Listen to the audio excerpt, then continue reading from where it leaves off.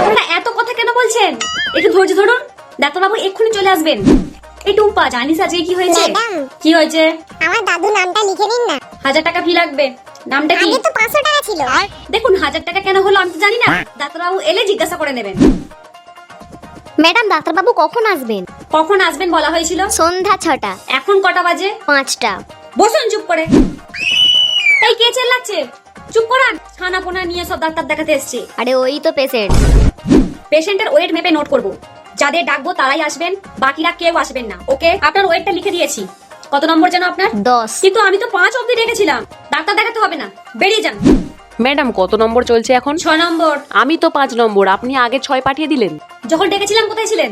বাইরে একটু মুড়ি খেতে গিয়েছিলাম। তাহলে যান মুড়ি খান। নাম কেটে দিয়েছি, আর দেখানো যাবে না। কমলাকান্ত কোলে। আর একবার বলবো, কমলাকান্ত কোলে। আচ্ছা, আপনাদের প্রবলেমটা কি? এত চিৎকার কেন করছেন? নাম ডাকছি তো। ম্যাডাম, আমাকে একটু আগে ডেকে নিন না, একটু তাড়া ছিল। কেন, আপনার কি হাগা পেয়ে গেছে? বসুন চুপ করে। ডাক্তার দেখাতে এসে আবার তাড়াহুড়ো, যত সব।